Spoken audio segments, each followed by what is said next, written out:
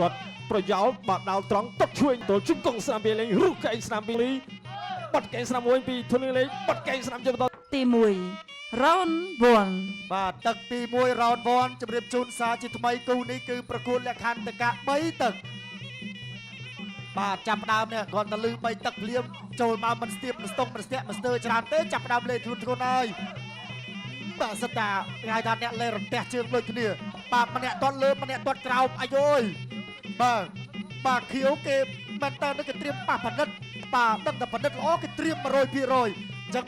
ដោយសារតែប៉និតគាត់មានបញ្ហាសុខភាពបន្តិចទៅក៏ចំនួនដល់អៀងលេងក៏មិនជាចោតប្រហែលដែរគេហៅថាល្អដូចគ្នាបាទគេហៅថា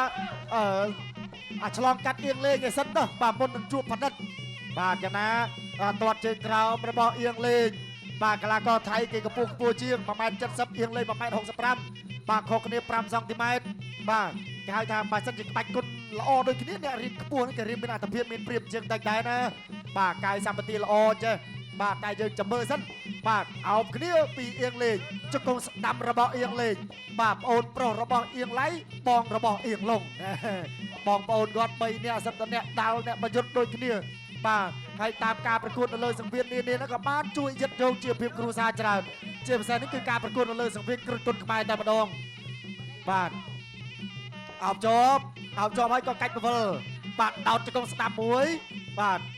តែស្រាលគេហៅថាអោបស្ទង់កម្លាំងទៅសិនបាទជង្គង់មិនទាន់ចេញឲ្យស្រោចទៅប្រមាណទេបាទស្ទង់កម្លាំងទៅសិនបាទរែកស្ដាំលូកឆ្វេងរបស់កីឡាករថៃ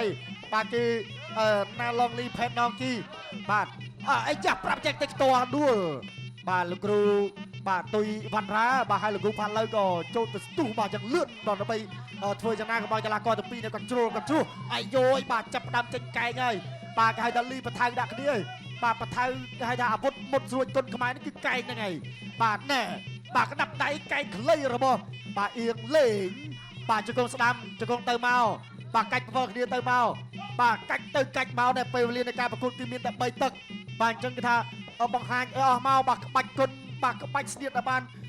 រៀនសូត្រមកបាទពីគ្រូពីតម្រាមករៀនខ្លួនបាទទាត់ឆ្វេងធាក់មកចាប់ជើងបានណាចាប់ជើងបានលុកម្ដាយស្ដាំក្បោកក្បាលពោះពីអៀងលេងបាទលោកអាញាកដាលបាទរុញអឹបដើម្បីចាប់បបែកបាទហើយបាទជម្រាបជូនទៅដល់ពុកម៉ែបងប្អូនសាជាថ្មីបាទសប្តាហ៍ក្រោយបាទគឺសង្វៀនគ្រុឌនឹងធ្វើដំណើរទៅជួបពុកម៉ែបងប្អូនបាទនៅឯបាទខេត្តកំពង់ស្ពឺបាទគឺ2រាត្រីជាប់គ្នាតែម្ដង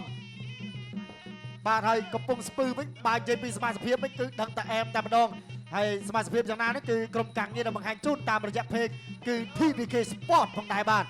ឡូវនេះដើរចូលទៅបន្តទៀតបាទចុងទឹកទី1បាទចុងទឹកទី1បាទទាត់ស្ដាំបាទរបស់បាទកីឡាករណាឡុងលី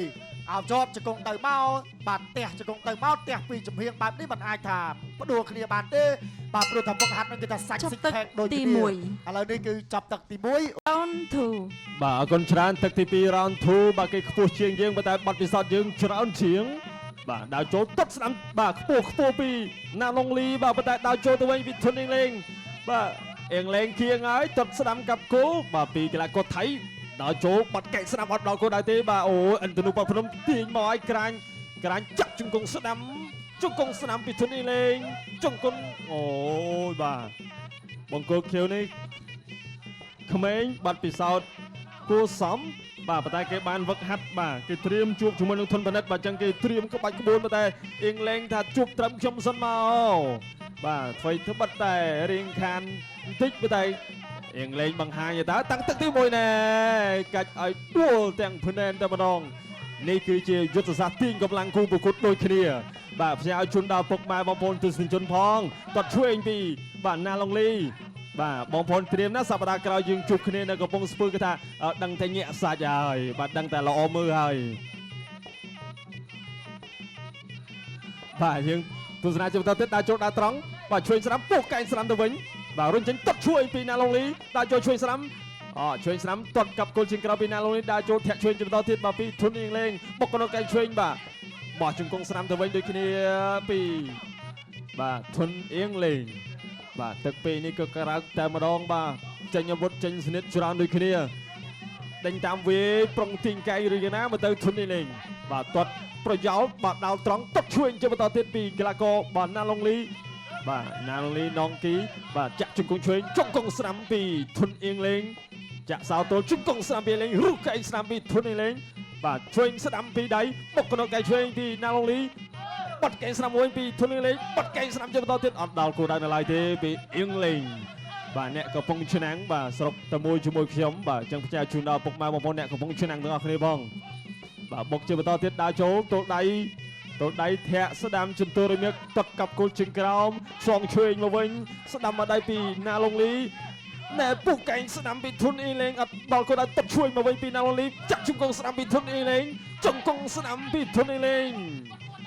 បាទចាក់សោទល់ជាប់ពីកីឡាករណាលងលីភេទណងគីបាទមកពីក្លឹបបាទគឺភេទណងគីបាទសម្រាប់កីឡាករបង្គោលខៀវដេញតាមជាបន្តទៀតពីធុនលេងបាត់កែងស្ដាំពីធុនអៀងលេងចាក់ជង្គង់ស្ដាំបាទលោកគ្រូញ៉ាកដាក៏ចាប់ញែកបាទទាញមកកដាសង្វៀនដើម្បីធ្វើការបាទប្រយុទ្ធជាបន្តទៀតផ្ទះបាត់ដៃស្ដាំទឹកឆ្វេងចាប់ជើងទប់ទឹកកាប់គល់ជើងក្រោមពីធុនអៀងលេងដេញតាមចាក់ជង្គង់ស្ដាំពីអៀងលេងជង្គង់ស្ដាំសងមកវិញពីណាឡូលីជង្គង់ស្ដាំទៅវិញជង្គង់ស្ដាំពីបាទធុនអៀងលេង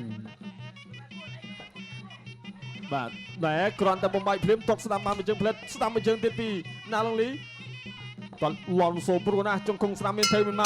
កចប់ទី2ទឹកទី2ផ្ដាច់ប្រត់ហើយបាទបង្គោលក្រហមគឺកីឡាករធុនអៀងលេងរាបង្គោលខៀវគឺកីឡាករណាឡុងលីផេតណងគីបាទឥឡូវនេះតាចូលបាទទាត់ឆ្វេងបាទពីកីឡាករបាទបង្គោលខៀវកីឡាករមកពីប្រទេសជាតិចក្រថៃបាទអៀងលេងតាចូលបាទអៀងលេងតាចូលហើយបាទណែទាត់ឆ្វេងអត់ដល់អៀងលេងស្ទុះចូលកណ្ដាប់ដៃស្ដាំក៏មិនត្រូវដូចគ្នាបាទព្យាយាមចាប់អោបទៅបាទសៃជង្គង់ប៉ោះដូចគ្នាមកហើយបាទលោកអាញាកដាចាប់បំបាយដោយសារតែអឹបនឹងខ្សែសង្វៀនហើយមិនមានចលនាណាមួយទេបាទនេះគឺថាសុទ្ធតែជាបច្ចេកទេសសុទ្ធតែជាច្បាប់ដែលបានចែងពីសហព័ន្ធបណ្ដាគុណខ្មែរហើយជង្គង់ស្ដាំតគ្នាទៅមកបាទព្យាយាមបាក់កាច់ផ្ដួលអត់ទេបាទដោយសារតែដៃក្រៅរបស់កីឡាករថៃនឹងខ្ទាតមកក្រៅសង្វៀនហើយអញ្ចឹងវាចាប់បំបាយអូយបាទមានបង្គោលសបាទមានលោហិតហូរមកបាទរឹមបាទកាត់បាទផែនថ្ពាល់របស់កីឡាករធុនអៀងលេងទៅហើយបាទតែមើលទៅដូចជាមិនអីទេបាទដូចជាមិនធំដែរបាទអញ្ចឹងអាចបន្តការប្រកួតបានបាទហើយក៏នៅលើថ្ងាសបាទលោកគ្រូទុយវណ្ណរាបាទសូមធ្វើការជូតឈាមបាទពិនិត្យមើលបន្តិចសិនបាទគូនេះគឺបដូរគ្នាបាទដើមទឹកទី3បាទរំលងផុតទៅអស់មួយនាទីគឺបាទមានលោហិតឥឡូវនេះការ2នាទីចុងក្រោយនេះគឺកាន់តែក្តៅសាច់តែម្ដងអោបជាប់ជង្គង់ស្ដាំរបស់បាទកីឡាករអៀងលេងជង្គង់សងទៅមកបាទព្យាយាមទល់ខ្ទាស់ជាប់លោកអាញាកដាចាប់បំបែកបាទឥឡូវនេះទៅជាបន្តទៀតហើយបាទអៀងលេងបាក់ក្តៅម៉ាស៊ីនដែរណាបាទលេងគ្នា2ទឹកកន្លងទៅអីមកបែកនៅទឹក